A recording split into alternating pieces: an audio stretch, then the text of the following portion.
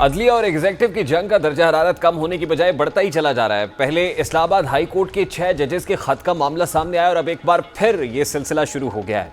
आपकी बात इंसदाद दहशतगर्दी सरगोदा की खुसूसी अदालत के जज ने हसास इदारों की जानिब से मुदाखलत और हिरासा किए जाने का इंकशाफ किया है, जिस पर लाहौर हाई कोर्ट ने फौरी एक्शन लिया।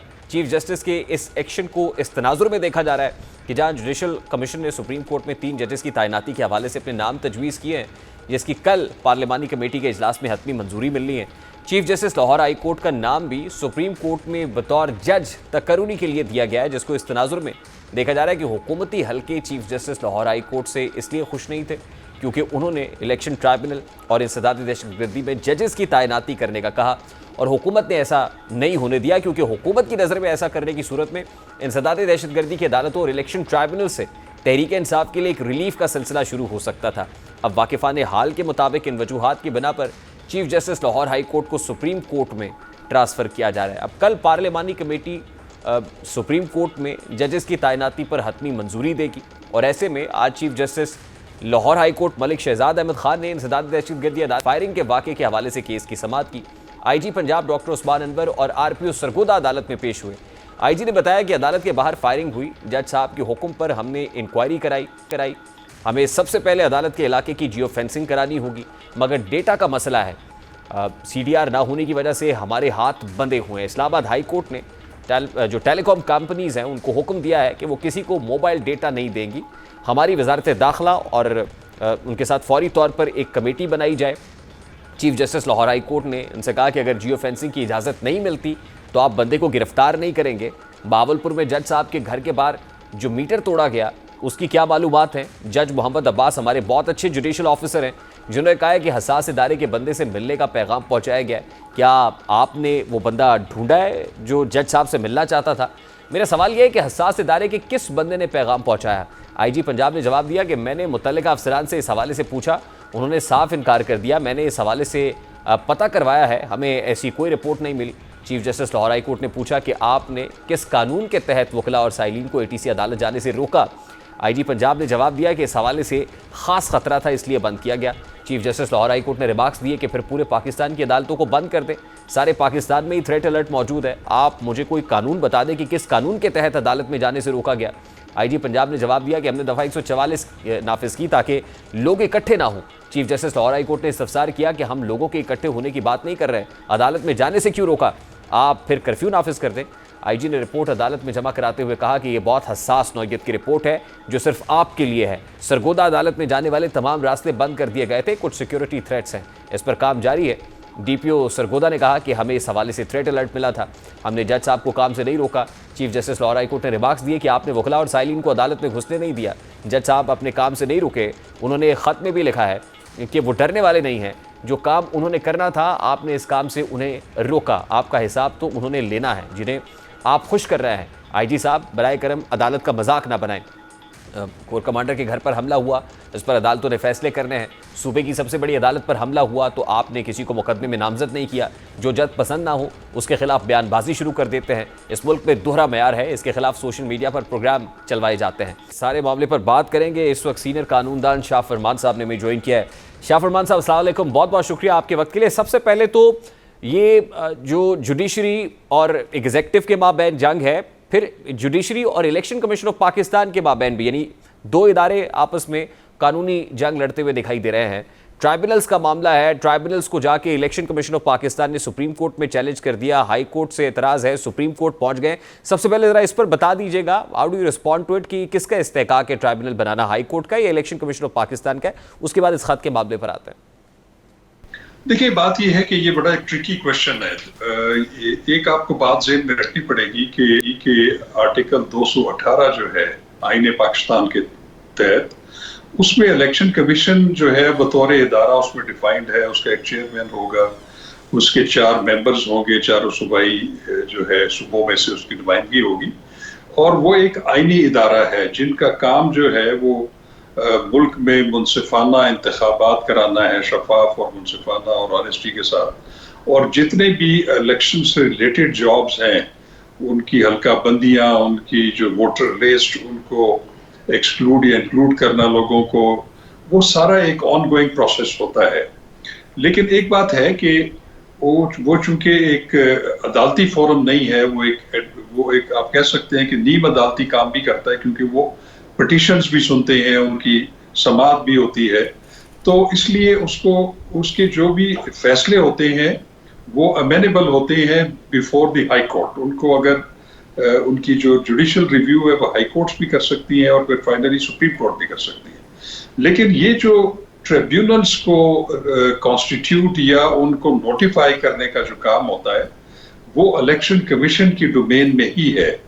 जो इलेक्शन एक्ट है 2017 उसमें ये है कि जब इलेक्शंस हो जाएंगे और उसके बाद जब उसके तनाज़ात सामने आएंगे या लोग उज़रदारियां जो है वो दाखिल करेंगे किसी भी इलेक्शंस की, चाहे वो कौमी असम्बली की हो चाहे वो सूबाई असम्बली की हो, तो उसके लिए election commission of Pakistan tribunals मुकर्रर करता है। अब वो ट्राइब्यूनल्स के मेंबरान कौन होते हैं, उसमें आपने देखा कि पहले भी शुरू में भी एक लॉ में जो था, वो जब 1976 का कानून था रिप्रेजेंटेशन ऑफ पीपल एक्ट, उसमें जो थे वो जजेस ऑफ द हाई कोर्ट्स को जो है वो नॉमिनेट किया जाता था। लेकिन वो इलेक्शन कमीशन खुद नॉमिनेट नहीं करती थी, वो मुतलका हाई कोर्ट के चीफ जस्टिस साहिबान से वो नाम मांगती थी कि आप हमें दें, इनको हम नोटिफाई कर दें एज इलेक्शन कमीशन। लेकिन उनकी nomination election commission of Pakistan करता था।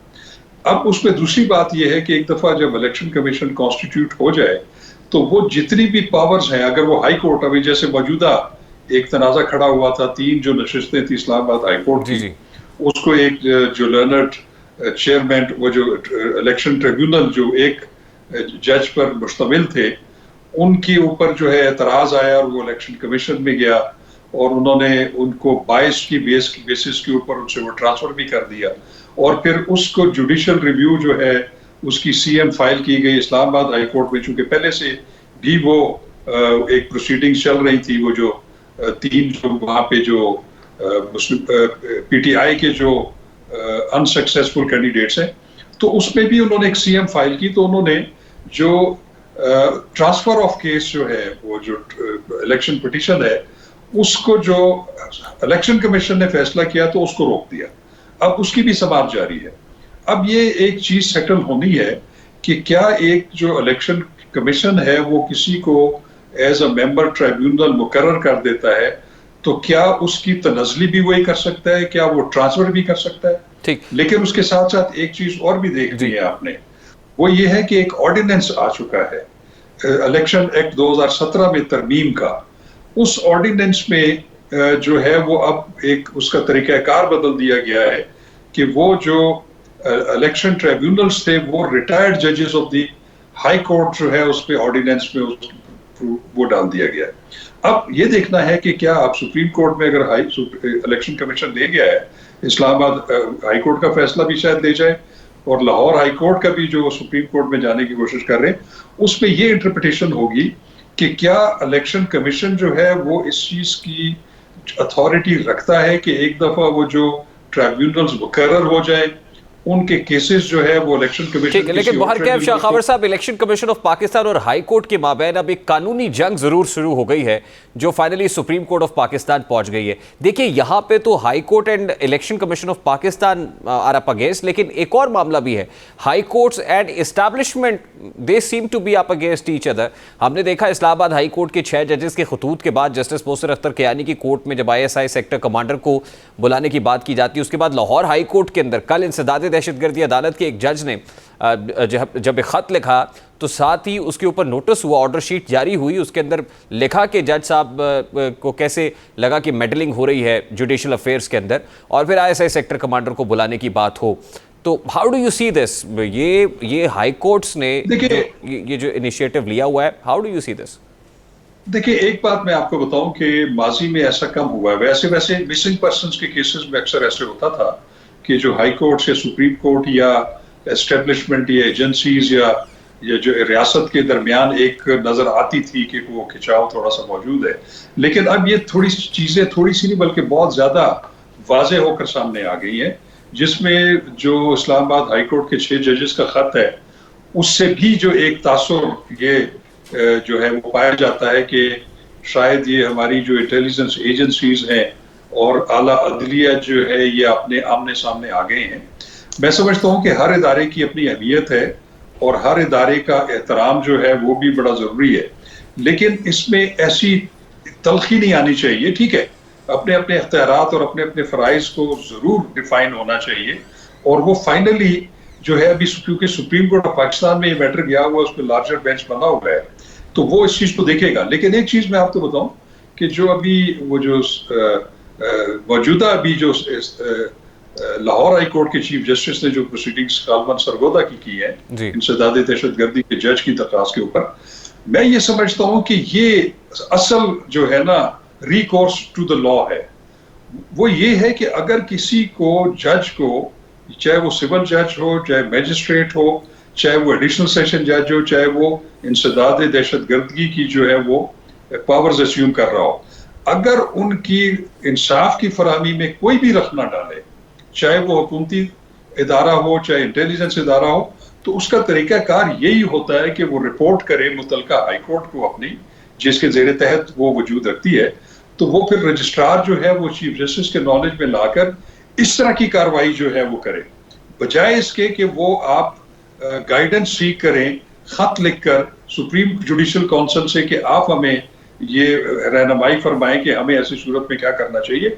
वो यही करना चाहिए जो भी इस लाहौर हाई कोर्ट ने किया है, उसमें सारी चीजें सामने आ जाएंगी।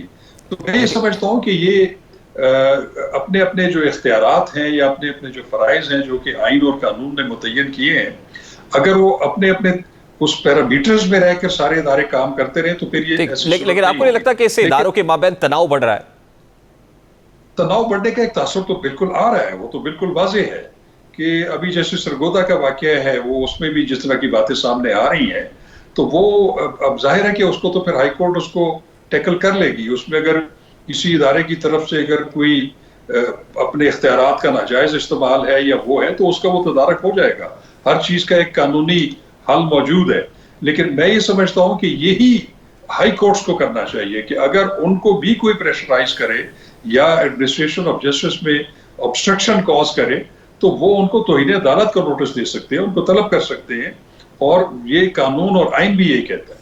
अच्छा, लास्ट इन वेरी क्विकली शाखावर साहब, chief justice Lahore high court की एलिवेशन भी अभी प्रोसेस में है, क्योंकि जुडिशल कमीशन ने उनके नाम की सिफारिश की हुई है। सुप्रीम कोर्ट ऑफ पाकिस्तान में 3 खाली आसामियों पर जजेस की अपॉइंटमेंट होनी है, और कल इस बारे में जो बड़ा इंपॉर्टेंट इजलास है जुडिशल कमीशन का वो होने जा रहा है। तो उससे पहले chief justice Lahore high court का हसास इदारे के अफसर को समन करना, इस केस में आना, आपको लगता है कि उस कार्रवाई पे या उनकी एलिवेशन पे इसका कोई असर होगा? नहीं, मेरा नहीं ख्याल कि उसका कोई असर होगा। उसकी वजह यह है कि judicial commission of Pakistan already उनकी सुप्रीम कोर्ट में जो तैनाती है उसका तो वो फैसला कर चुके हैं, और उसके बाद एक दूसरा प्रोसेस होता है कि वो फिर एक पार्लिमानी जो कमीशन है उसके पास जाता है, वो उन्होंने उसको ट्रांसमिट कर दिया है। तो मेरा ख्याल है कि इस केस की कॉग्निजेंस लेने से उसमें कोई उनकी जो सुप्रीम कोर्ट में तैनाती है उस पर कोई असर नहीं पड़ेगा। बहुत बहुत शुक्रिया शाह।